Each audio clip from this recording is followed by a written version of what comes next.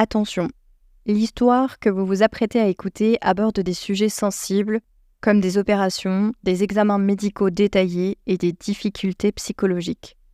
Nous vous laissons juger si cela est entendable pour vous. Prenez soin de vous. Au début, j'acceptais pas la maladie. Je voulais pas qu'on en parle. À chaque fois qu'on en parlait, je partais parce que ma maman, elle disait à tout le monde et ça m'énervait. Moi, au début, je me suis dit ça va, mais après, au fil du temps, je me suis dit j'ai peur de mourir, j'ai peur de cette maladie, qu'elle me tue de plus en plus, quoi.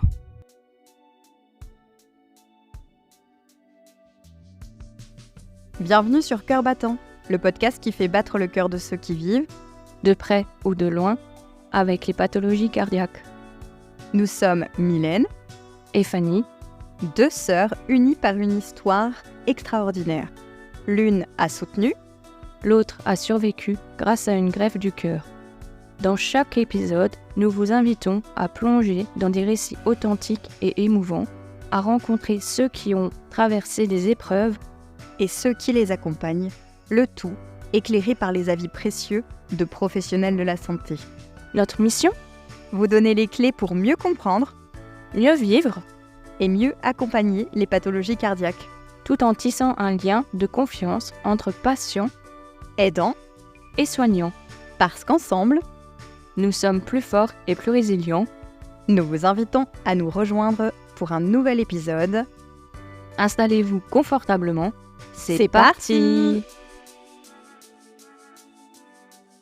Chez Cœur battant, on a à cœur de donner la parole à tous les patients, y compris aux plus jeunes. Parce qu'un enfant malade comprend bien plus qu'on ne l'imagine, et parce que sa vision du monde, de la maladie et des soins mérite d'être entendue. Dans cet épisode, c'est Maxence, 13 ans, qui prend le micro pour nous parler avec sincérité désarmante de la maladie de Danon, une maladie génétique rare qui atteint son muscle cardiaque. Ce témoignage est le premier d'un diptyque. Aujourd'hui, vous entendrez Maxence vous raconter sa réalité. La semaine prochaine, ce sera au tour de Vinciane, sa maman, de partager son éclairage sur les aspects médicaux, mais aussi sur son vécu de mère aidante. Cet épisode nous emmène aussi hors de France, en Belgique, où Maxence est suivi. L'occasion de découvrir comment cette pathologie est prise en charge de l'autre côté de la frontière et de donner des pistes à nos amis francophones belges concernés par la maladie de Danon. À 13 ans, Maxence connaît le nom de ses traitements et leur rôle, parle de ses opérations et de ses peurs avec des mots d'une grande justesse. Et surtout, il met des mots sur ces mots. L'interdiction de faire du sport, la sensation d'être différent, la peur de mourir, le besoin de courage et l'amour immense qu'il porte à ses proches et à son doudou. Son témoignage nous touche en plein cœur parce qu'il nous rappelle l'essentiel. Ne sous-estimons jamais ce que les enfants comprennent et osons leur parler, les écouter, les laisser cheminer à leur rythme. Ils ont tant à nous apprendre. Bonjour Maxence, bonjour Vinciane. Merci beaucoup d'être venu depuis Bruxelles jusqu'en Alsace pour témoigner dans notre podcast Cœur battant. Et du coup, Maxence, est-ce que tu peux te présenter en donnant ton prénom, ton âge, où tu vis et en quelle classe tu es ? Alors moi, je m'appelle Maxence Zoen. J'habite à Bruxelles en Belgique et je suis en première secondaire. Et est-ce que tu pourrais nous dire ton lien avec les maladies cardiaques ? C'est-à-dire ? C'est-à-dire, qu'est-ce que tu as au cœur ? C'est quoi la maladie que tu as ? Ma maladie cardiaque, c'est en fait, on a d'abord découvert que mon cœur était trop gros. Et après ça, j'ai fait un test de métabolisme chez une métabolisme et elle a regardé si j'avais pas un petit truc ou une maladie. Et là, on a découvert que j'avais la maladie de Danon et les répercussions, c'est les muscles moins forts, les essoufflements, les troubles d'apprentissage et le cœur qui a une épaisseur trop grosse comparée, par exemple, à un enfant. l'épaisseur d'un enfant, c'est, je sais plus, mais moi, mon épaisseur est de 29 millimètres. Comment t'as réagi quand t'as appris que tu malade du cœur? Au début, j'acceptais pas, la maladie. Je voulais pas qu'on en parle. À chaque fois qu'on en parlait, je partais. Je Parce que ma maman, elle disait à tout le monde et ça m'énervait.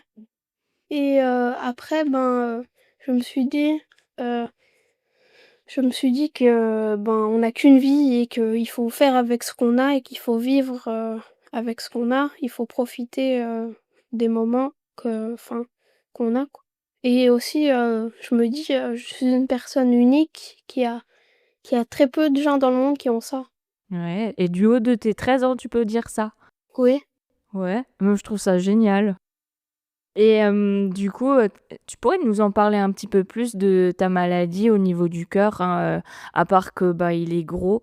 Qu'est-ce qu'elle engendre la maladie de Danon sur ton cœur? Ça peut engendrer, des problèmes, style, arrêt cardiaque, style, tout ce qui pourrait, m'évanouir ou que je tombe. Ou alors, ça pourrait, si mon cœur a une trop grosse épaisseur, ça pourrait arrêter ma circulation, sanguine et ça pourrait, mon sang ne circulerait plus bien et du coup, il faudrait m'opérer en urgence. Mais pour le moment, j'ai un défibrillateur pacemaker dans mon corps et j'ai des sondes, qu'on a cousues, sur mon cœur. Est-ce que c'est tout le cœur qui est touché ou est-ce que c'est juste un côté? Parce que le cœur, on est d'accord, il est fait de partie droite et de partie gauche. Et est-ce que c'est tout le cœur, du coup, qui est malade ou juste, un côté? C'est tout le cœur. Mais je sais que c'est bilatéral, les 2 Ouais. côtés sont impactés, mais le côté gauche C'est est ça. plus impacté que le côté droit. OK, donc le droit, il est moins impacté que le gauche. Comment est-ce que tu, t'es dit, un jour, je sais pas à quel âge même, tu t'es dit, «Je crois que je suis différent. Je crois que j'ai quelque chose qui va pas comme tout le monde». En fait, avant je faisais du hockey, j'ai commencé à mes 4 ans, ça allait bien et à partir de mes 9-10 ans, je faisais des matchs et j'avais mal de tête et j'avais aussi mal de ventre et quand je courais, j'étais essoufflée, je ne pouvais plus, remonter, sur le terrain. Du coup après, ma maman, elle a voulu prendre un rendez-vous, chez, un pneumologue et là j'ai dû faire un test à l'effort mais mon électrocardiogramme, n'était pas, il y avait un truc bizarre qui, s'affichait et mon pneumologue, il a montré ça à un cardiologue, de l'hôpital et le cardiologue, il a dit, «Ne le faites pas passer le test, c'est peut-être dangereux» et après on a dû prendre un rendez-vous avec, le cardiologue et il est allé le voir et là, c'est où on a découvert que mon cœur, il était trop gros. C'était pas encore, où on a découvert que j'avais la maladie de Danon. Donc il y avait, un petit espace, entre le jour où on t'a dit que tu étais malade du cœur et entre le jour où on t'a dit que tu avais vraiment une maladie, spécifique qui était rare, quoi. Oui, mais en fait, quand on a fait le test de métabolisme, ça a pris beaucoup de temps à avoir des réponses. Ça a pris 6 mois ou 7 mois, je crois. À ce moment-là, comment tu te sentais? Tu étais angoissée de savoir, ce que tu avais? Moi, au début, je me suis dit: «Ça va», mais après au fil, du temps, je me suis dit, «J'ai peur de mourir, j'ai peur de cette maladie, qu'elle me allez, qu'elle me qu'elle me tue de plus en plus, quoi» et maintenant, j'ai subi une opération pour un défibrillateur et depuis cette opération, je me sens mieux, je me sens protégée par mon ange gardien, Joséphine. Et tu peux nous dire pourquoi tu l'appelles, Joséphine? À la télé, il y a une émission qui s'appelle Joséphine Ange Gardien et que j'aime bien cette émission parce que, heu parce que, c'est une madame qui résout tous les problèmes et j'aime bien la regarder l'émission. Ah mais c'est génial! Et tu sais à quoi ça sert le défibrillateur? Oui, ça sert, si j'ai un couac, ça va, lancer une décharge électrique à mon cœur et ça va le relancer, à faire des battements, Ben, Normaux? oui, des Ouais. battements normaux et le pacemaker, c'est si mon cœur va trop lent ou trop vite. Comment ça se fait que tu sais tout ça du haut de tes 13 ans? T'as fait des recherches sur internet ou c'est les médecins qui te l'ont bien expliqué ou c'est maman qui te l'a expliqué ou papa? Un peu maman, un peu papa et un peu les médecins. Un peu tout le monde. Oui. Du coup, t'en parles librement, aujourd'hui de cette maladie? En fait, quand je suis, avec mes camarades, j'aime bien en parler parce que je me vide l'esprit et ça me fait du bien et même à ma maman. Par exemple, quand j'ai un problème, je lui dis direct et ça me vide l'esprit. C'est super ça, Maxence, que tu puisses en parler. Je suppose que, vu qu'on est malade du cœur, on a des médicaments? Oui, je prends, de l'athénolol, 50 milligrammes par, jour le matin. Je prends en poudre parce que moi j'aime pas les gélules. Parce que moi je suis difficile. Juste difficile, pour les médicaments Oui, ou parce qu'il y a des médicaments que je supporte vraiment pas. et tu peux, nous expliquer ce que c'est, à quoi il sert? L'athénolol, c'est un métabloquant, ça va servir, à faire en sorte que mon cœur, reprenne bien son sang et relâche bien. C'est un peu une sorte de ralentissement, des battements du cœur. Et donc, tu les prends tous les jours, tous les matins, c'est ça, hein? On Oui, est c'est d'accord, ça. hein? Pas le soir, hein? Non, pas le soir. Tu as des rendez-vous médicaux à faire, dus à cette maladie? Alors tous les 6 mois, j'ai le cardiologue. Tous les 3 mois, tous les 6 mois, je crois, j'ai aussi le rythmologue et tous les 3 mois, j'ai, la spécialiste en métabolisme et j'ai aussi l'ophtalmologue, mais ça, c'est tous les 1 an. Je vais maintenant chez la logopède, mais ça n'a rien à voir. Si, quand même. Alors, je précise, la logopède, c'est une orthophoniste. Donc, Maxence va voir une orthophoniste. Bah, c'est aussi dû à la maladie de Danon, même si c'est pas directement en lien avec le cœur, mais c'est en lien avec la maladie. Et donc, tu travailles là-bas parce que... Parce que, bah, c'est pour, bien parler avec ma langue, mais par exemple, quand j'étais jeune, quand j'avais 7, dans les 6-8 ans, j'allais chez la logopède parce que j'arrivais pas à prononcer des lettres comme le J, le ch ou le J. Vous, maintenant, tu y arrives. J'arrive bien à lire et Ah, mais c'est super. T'es fière de toi, j'espère. bah oui. Suite à tout ça, comment tu gères en fin de compte tous tes rendez-vous médicaux et avec en plus bah, l'école? Parce que c'est quand même un sacré emploi du temps, tout ça, non?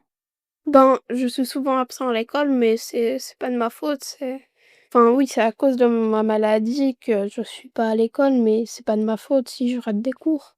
De toute façon, ce que j'ai à faire, ben, je les rattrape chez moi ou alors en salle d'études. Donc t'es organisée. Oui. Avant, t'as dit que ben, du coup, on t'a posé un défibrillateur et donc t'as eu une opération, c'est ça? Oui, j'ai eu une opération du syndrome de Wolff-Parkinson-White. En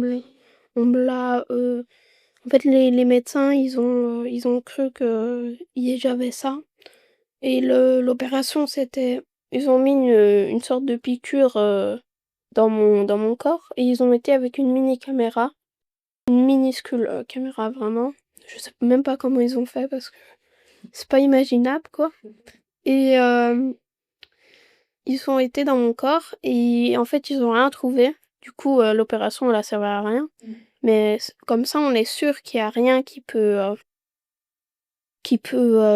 mal fonctionner parce qu'en fait, si on n'enlevait pas le syndrome de Wolff-Parkinson-White, avec le défibrillateur, ça pourrait faire un court-circuit ou ça pourrait m'électrocuter à l'infini et passer, heu, faire, un rond, enfin, comme si c'était une boucle et ça finissait jamais, quoi. Eh ben, donc t'as eu 2 opérations, c'est ça? Oui et ma deuxième c'était, on m'a mis un défibrillateur pacemaker et on m'a ouvert, le sternum et voilà. Et voilà, c'est comme si c'était une lettre qui est passée à la poste et voilà. Ben, en soi, l'opération, dès que tu es endormi, tu tu sais plus rien faire, tu sais plus enfin, dès que tu es endormi, tu as plus le contrôle et c'est les médecins qui contrôlent et du coup, ben, dès que tu es endormi, ben par exemple, pour moi, ma deuxième opération, elle m'a plus fait peur que mal. J'ai pas eu vraiment mal. J'ai plus eu du mal à remarcher, à reprendre mes habitudes que j'avais avant. Donc t'avais pas enfin, on va dire que les 2 opérations, elles se sont bien passées, tu t'en es bien sortie et maintenant tu as Joséphine. Oui, j'ai Joséphine. À l'école, vu que tu es beaucoup absent, tu as quand même des amis? Oui, oui. Et tu parles du coup alors avec eux de ta maladie et ils s'y intéressent alors? Ça, je sais pas. Ça, tu sais pas? Mais par Mais ils exemple, t'écoutent? les profs de sport ou même, des personnes, je leur dis que j'ai une maladie, ils vont direct voir sur Google, ce que c'est et tout. Ah oui, carrément. Ils sont curieux. Au niveau, de ta famille, des frères et sœurs? Oui, j'ai un frère qui a 18 ans et une maman et un papa et un chat. Quand on est, voilà, une famille, on va dire que tout va bien et puis du jour au lendemain, ben, ça bascule et on apprend que, ben, voilà, toi, Maxence, tu es malade. Comment ça se passe dans une famille, du coup, à ce moment-là? Comment tu l'as vécu, toi? Ben, moi, personnellement, c'était pas, un choc d'avoir une maladie parce que, déjà, je m'en doutais que j'avais un truc OK. et après je me suis dit, bah, comme j'ai dit au début de l'interview que, il faut faire avec ce qu'on a et il faut vivre, de sa passion. Il faut rien abandonner, pas abandonner ses rêves, faire comme avant. Il y a juste, par exemple, bon, comme j'ai un défibrillateur pacemaker, je peux plus aller, dans les parcs d'attractions et cetera, quoi. Ouais, ça, tu trouves que c'est injuste? Oui, ça, c'est Ouais, injuste. Aussi le sport, ça, c'est très injuste. ouais, t'aimerais bien, Oui, mais tu sais qu'un jour tu pourras refaire? non, mais je pourrais jamais Bah, pourquoi pas? parce que Et du coup, ton frère, il est malade? Non? Si? non, il Non? a il a rien. Il a rien? Moi, j'ai tout, c'est Toi, tu injuste. c'est injuste? Oui, Et pourquoi c'est injuste? parce que moi, j'ai tout et lui, il a rien. Je suis ratée et mon frère, il est pas raté. Oh mais non, tu pas raté. Normalement, c'est toujours le premier qui est raté et le deuxième. Ouais, c'est vrai, c'est pas faux, on pourrait dire ça aussi, hein.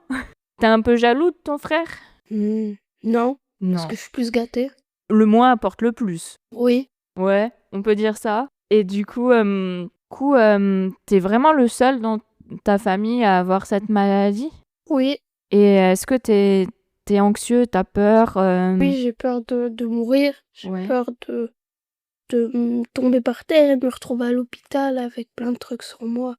Tu peur de mourir, de cette maladie et t'as peur de l'avenir, de la maladie? T'as peur qu'elle avance et qu'elle te, Bah, on va dire, te ronge de l'intérieur? non et oui, parce que plus tard, il y aura des nouvelles, technologies qui vont apparaître. Par Ouais. exemple, j'ai vu, ma maman m'a montré une étude, aux États-Unis pour, un médicament qui pourrait enfin faire un truc pour la maladie. Ils sont à la deuxième phase sur 4 et peut-être que plus tard dans le temps, dans 10 ans, bah, le médicament, ben, il va fonctionner et il sera là. T'en as entendu parler du coup, Oui, de cette, thérapie, on va dire? oui, Ouais. Si ça fonctionne, tu serais partant pour y participer? oui, je serais Ouais. partant pour y participer, mais je vais pas jouer ma vie pour un médicament, quoi. Comment, dans la vie de tous les jours, tu gères, on va dire, les soucis, ben, cardiaques, de compréhension, de ouais, même, je sais pas, tu arrives bien à t'orienter, tout ça? Mais comment tu gères, du coup, le fait que, ben, je sais pas, au bout de combien de temps tu es épuisée d'ailleurs? 500 mètres? Enfin non, 250 mètres. Enfin, ça dépend si c'est haut, en ligne Ouais. droite ou par exemple là, j'ai marché pour, venir, ici et j'étais essoufflée. Donc, on va préciser, aux auditeurs, auditrices que, ben, en fin de compte, tu es un jeune garçon de l'extérieur, Oui, comme ça, mais que c'est vrai que quand il s'agit de marcher, on va dire sur une pente de 2 ou 3, et ben, tu es vite fatigué. Et comment tu fais du coup à l'école? Parce que j'imagine qu'il y a énormément d'escaliers. ben, en fait, moi, ma classe, elle est au deuxième étage. Au début de l'année, il fallait que j'ai un accord pour prendre l'ascenseur, mais maintenant j'ai eu, l'accord. Du coup, maintenant, ce que je fais, c'est que je prends les escaliers, mais quand je ressens, le besoin, ben, je peux prendre, l'ascenseur, quand je veux. OK, bah, c'est super ça, c'est génial, hein. Oui. Donc tu es privilégié ou il y a tout le monde qui a le droit de prendre l'ascenseur? Il y a que moi et un copain à moi parce qu'il a aussi une maladie. Ah bah voilà, encore une fois, le moins qui apporte le plus. Oui. Ouais, à l'école, est-ce que tu as des, on va dire, des difficultés pour le scolaire ou pas? J'ai des difficultés en maths et en français. Et ça, c'est à cause de la maladie, c'est ça? Oui, oui, les troubles dyscalculiques et dysorthographie. Et donc, t'as une aide à l'école? En Belgique, on a ce qui ça s'appelle un pôle. C'est des personnes qui viennent dans les classes et qui pour aider, mais par exemple, des fois, ils prennent 2 élèves ou 3 pour aller faire un jeu pour se concentrer où il ne faut rien rater. Par exemple, un jour, il y avait une vidéo, c'était un décor, et quand ils tournent la caméra, ça change le décor et il faut trouver ce qui a changé. T'as une aide et tu te sens bien à l'école, même si c'est difficile ou pas? T'aimes bien aller à l'école? Bah, j'aime bien, mais enfin, il y a des cours, par exemple, il y a des cours que j'aime pas aller, je trouve ça sert à rien. Mais en fait, moi, je vais à l'école plus pour voir mes amis, quoi. Bah ouais, pour le lien social. Oui. Ouais, c'est très bien. On apprend la vie aussi comme ça, t'inquiète pas, hein. Après, ben, les camarades de classe, tu te sens différent par rapport à eux? Oui. Qu'est-ce que tu ressens par rapport à cette différence? Bah, c'est plus eux qui se sentent différents à moi. Parce que moi, je suis privilégiée. Mais par exemple, moi, j'ai pas envie d'être trop différent. J'ai pas envie d'avoir par exemple, des couverts adaptés. J'ai pas envie d'être en chaise roulante, quoi. Et du coup, c'est plutôt, comme tu dis, eux qui se sentent différents de toi ou c'est plutôt ton regard qui fait que Pour moi, c'est moi qui sens qu'ils sont différents de moi. ça pose un souci, ça? Non, Non. parce que tout le monde a sa personnalité, tout le monde est ce qu'il est. Ah oui, c'est très beau ce que tu dis, Maxence. Avec tout ce qui t'arrive et tout ce que tu as déjà vécu pour bah, tes 13 ans, parce qu'on va dire, en si peu de temps, franchement, tu as vécu beaucoup de choses, hein. En soi, on pourrait dire 3 ans, parce que j'ai appris ma maladie il y a 3 ans. En 3 ans, j'ai eu 2 opérations. Mais c'est déjà beaucoup. Oui. Et puis après, ben, tu as commencé la logopédie bien avant. On va dire que tu as vécu beaucoup, beaucoup de choses. Et comment toi, tu te sens par rapport à... T'es fière de toi? Oui. Parce que faut avoir du courage pour faire une opération lourde. Ah bah oui, clairement, hein, faut avoir beaucoup de courage, hein. Ça, c'est vrai. Et t'as des petits gris-gris? T'as des nounours? T'as des Oui, j'ai plein porte-chance? de nounours. Oui, j'ai des portes. Tu veux nous en parler ou pas? J'ai un doudou que j'ai depuis mes 1 an et demi. Et que depuis mes 1 an, je l'ai plus quitté. Et voilà. Et il m'accompagne partout, comme un petit chien. Ça réconforte, je pense. Oui. Par exemple, quand je suis tout seul et que je dors, ben, je me dis, il va me protéger. En plus de Joséphine, hein. Faut pas l'oublier, hein. Mais elle parle pas, Joséphine. Non, elle parle pas. Mais tu peux lui parler, tu sais. Est-ce que tu connais un petit peu l'avenir de ta maladie? Est-ce que les médecins, ils t'ont dit un petit peu qu'est-ce qui allait se passer, je sais pas moi, plus tard? On ne sait pas ce qui va se passer, tout peut arriver. Il pourrait se passer que le cœur il grossisse, mais c'est pas à 100%, pas à 100%, quoi. Et tu connais d'autres gens qui sont malades de ta maladie? Toi, et Moi? c'est tout. T'aimerais en connaître d'autres? T'aimerais discuter avec eux? Si tu les rencontres, qu'est-ce que tu pourrais leur dire? Tu serais content? Oui. Ils parleraient pas la même langue que moi. Ouais, il y en a qui parlent la même langue que toi, hein. Regarde, moi, je parle la même langue que toi. Ou ça te ferait plaisir d'en rencontrer? Oui, Que ce soit garçon ou fille? oui, peu importe. Mais pas les yaourts. Qu'est-ce que t'aimerais leur demander? Bah, c'est quoi leur ressenti, comment ils se sentent, comment ils vivent, comment ils ont appris, enfin, les mêmes questions que vous me posez, quoi. Tu sais que on est souvent greffé. Oui, Est-ce que toi, tu as peur de la greffe? non. Bah, comme j'ai dit, quand on est endormi, bah, après, tout passe vite vite. Et de toute façon, si je me fais greffer, c'est à mes 20 ans, ou enfin, c'est dans longtemps, quoi. Mais c'est pas tout de suite. Mais tu sais que alors à partir de ce moment-là, tu pourras refaire comme tout le monde. Faut être un petit peu patient avant. Bah, déjà, une greffe, ça se fait pas comme ça, en claquant des doigts. Après, il faut se suivre plein de cours et tout. Et t'es prêt à affronter encore une épreuve? Pas pour le moment. Dans 10 ans, peut-être, même dans... On fait étape par étape, n'est-ce pas? Oui. Et est-ce que les médecins t'en ont déjà parlé ou proposé? Non, Non, pas encore. C'est que c'est pas le moment. c'est pas... ils ressentent pas le besoin que je dois me faire greffer. Maxence, dis-moi, qu'est-ce que t'aimerais dire aux autres enfants qui vivent pas la même maladie, mais les mêmes problèmes que toi? Il faut vivre avec et vivre de sa passion, faire le métier qu'on aime, suivre ses ambitions, rester soi-même le plus possible et ne pas changer pour une maladie. C'est très beau ce que tu dis. Et c'est quoi tes passions à toi? Moi, mes passions, moi j'aime bien me promener, mais pas trop. J'aime bien les jeux vidéo. J'aime bien les animaux. Par exemple, l'année passée, j'ai fait un stage à Paradisa. Une semaine. Paradisa, c'est le plus grand parc animalier d'Europe, avec plus de 75 000 animaux. Et tous les jours, je faisais entre 8 et 10 kilomètres. Waouh! Et tu devais être fatiguée? Pendant la semaine, non. Mais à la fin, pendant 3 semaines, j'ai eu mal au genou. Et ça t'a beaucoup plu? Oui. J'aimerais refaire, mais c'est loin parce que c'était 1 heure de route tous les jours. Et t'aimerais du coup travailler là-dedans plus Oui. tard? Qu'est-ce que t'aimerais Vétérinaire, zoologie, dans les animaux. Maxence, je te souhaite d'être vétérinaire parce que je pense que tu seras un très bon vétérinaire. Merci. Et je te souhaite juste une super belle continuation, Maxence. Merci. Merci à toi d'être venu.